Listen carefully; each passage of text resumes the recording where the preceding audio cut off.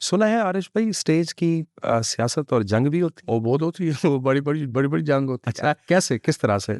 ये अच्छा, मैं कुछ ज्यादा चूंकि मैंने बहुत ज्यादा मुशायरे नहीं पढ़े। मैं इसमें एक चीज कुछ क्लियर करता हूँ, मैं जानता बहुत कुछ हूँ। ठीक है। ये ऐसा होता है।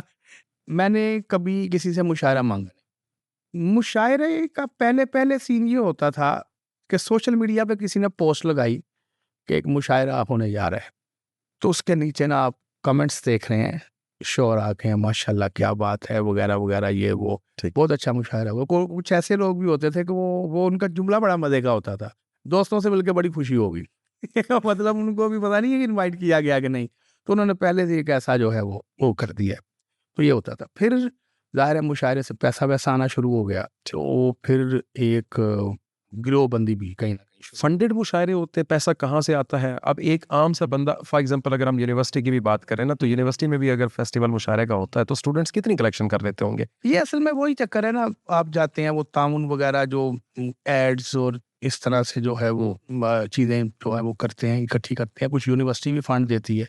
इसके अलावा भी वैसे हाईएस्ट रेट क्या चल रहा है पाकिस्तान में मुझे? ये मुझे नहीं पता कसम से।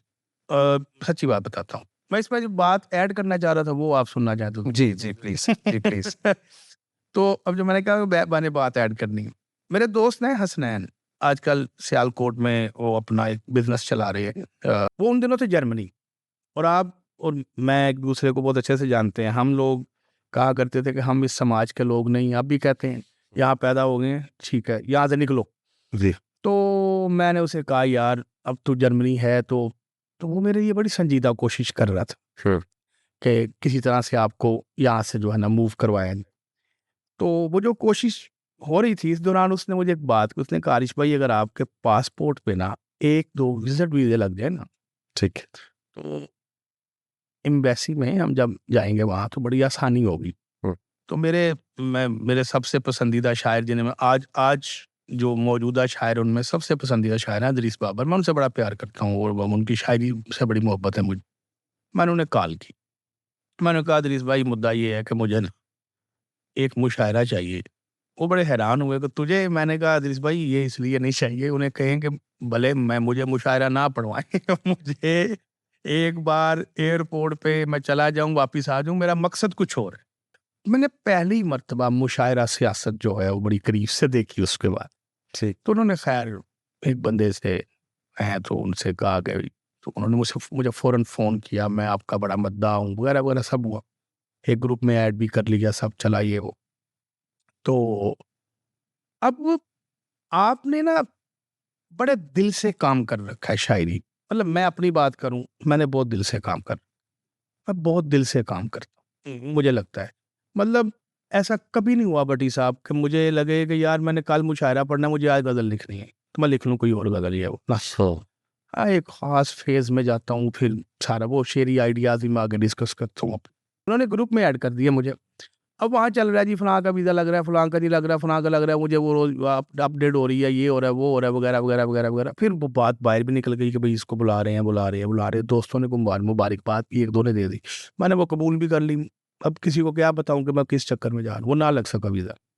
मैं बहुत टूटा। मुझे लगा कि अब इस ग्रुप पे रहने का जवाज़ क्या है? ठीक है, मैं उन लोगों में से हूँ जिनका वो नहीं लग सका वीज़ा। तो मैंने खैर वो ग्रुप लीव किया, मैं आ गया। मुझे पता चला कि वो ग्रुप अब भी मौजूद है, आज भी मौजूद होगा शायद, लेकिन बहुत बाद में चला पता, अब भी मौजूद है। जिनका नहीं लगा था वही मौजूद है, और वो उसी लाइन में है, पाइपलाइन में कि वो कि कभी जाएंगे। कभी जाएँगे। तो मैं ऐसे हिल गया और मैं बहुत मतलब परेशान हुआ कि यार ये क्या कर दिया मैंने। मैंने तो कभी ये काम नहीं किया था ऐसे-वैसे, लेकिन उसका मकसद या पर्पस मैंने आपको बताया वो ये था। तो उसके बाद ना अंदर ही कहीं ख़त्म हो गया। अब बहुत ऐसे लगा मुझे वापिस आना चाहिए। अपने अंदर ही कहीं टूट गया। मगर मैं उन लोगों के बारे में सोचता हूँ जो इस सारे मामलात में एक ख़ास तरह की कैंपेन चलाते हैं। ठीक है। ऐसी कैंपेन आप सोच नहीं सकते किस हवाले से, क्या कि मतलब? भाई हम मुशायरे में कैसे जाएंगे। पूरी कैंपेन, मिसाल के तौर पे फलां मुशायरा करवा रहे हैं, उनके ग्रुप में बड़े एक्टिव हैं, उनकी पोस्टों में बड़ी एक्टिव हैं, कमेंट्स हो रहे हैं, फलां हो रहा है, मुफ्त में शेयरिंग, मतलब बिला वजह शेयरिंग चल रही है। अब हाफी दोस्त है मेरा, ठीक है, बड़ा प्यारा दोस्त है, बड़ा बड़ा अच्छा ताल्लुक है। अली ज़रूर से भी अच्छा ताल्लुक है, ठीक है, उमैर नक भी बड़ी मोहब्बत करता है, बड़ी इज्जत करता है, ये है वो है।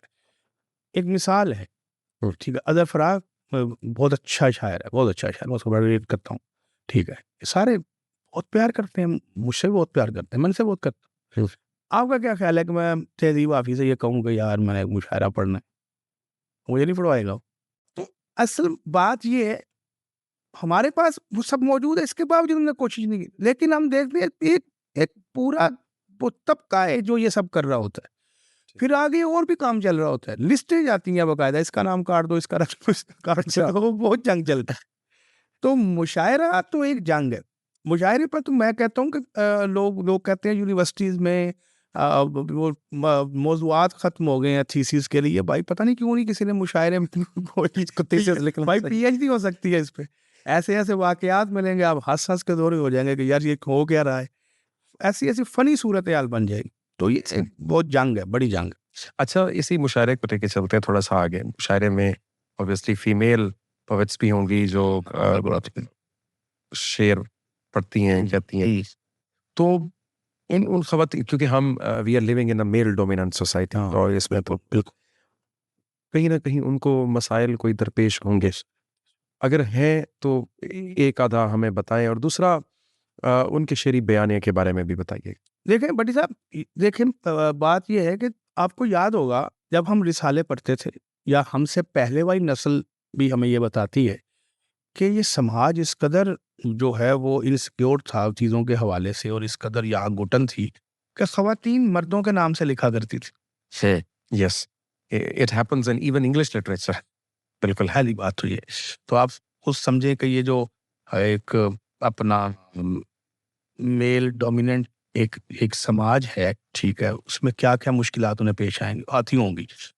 मैं अक्सर सोचता हूँ जो हमसे सीनियर शायरात थी सॉरी, वो कितनी मुश्किलात झेलती होंगी आज भी। लेकिन एक शिकवा कहीं न कहीं वो है, वो ये है कि आज की शायरा को समाज से तो तहफ़्फ़ुज़ात होने चाहिए, क्योंकि समाज में वो ये चल रहा है, और समाज एक ख़ास सतह पे चीज़ों को देख रहा हो। शायर से नहीं होने चाहिए, शायर से ताल्लुक तो मतलब किसी और तरह से है ना। अच्छा, यहाँ पे मतलब समाज से तो है ही है, तो यहाँ पे कई शोरा से भी शोरा से भी तहफ़्फ़ुज़ात होते हैं, और फिर अ, बहुत कुछ ऐसी चीज़ें हैं, मतलब अब क्या बंदा कहे। मैं एक मुशायरा पढ़ के, हम वैसे ही बैठे थे, वहाँ एक एक लड़ाई छिड़ गई। एक एक लड़ाई हो गई शोरा के दरमियान, मौज़ूए बहस खातून थी। और मैं शर्म से पानी-पानी इसलिए हो रहा था कि यार ये जो लोग हमें इतनी इज़्ज़त से लेके आए हैं, गले में हार इन्होंने डाले हैं और हमें इनको पैसे भी देने हैं, ये क्या सोच रहे होंगे? तो मैंने उनसे उस वक़्त, वो रात के कोई 3-4 बजे का, 5 बजे का टाइम, या जो भी होगा, तो मैंने उनसे कहा कि यार, वो बच्चे को बुलाया, मैंने कहा यार मुझे ना वो ज़रा रोड तक छोड़ो, मैंने निकलना है। हुँ। वो अगर मैं, तो मैं बस मैं निकल, मैंने कहा खैर है, मैंने कहा यार मेरा दिल नहीं कर रहा, नहीं। तो ये तक मसाइल होते हैं। फिर चीज़ें डिस्कस इन ऐसे अंदाज में हो रही होती हैं कि वो लगता है कि यार ये थड़ी पे बैठे हुए लोग हैं। ठीक। मतलब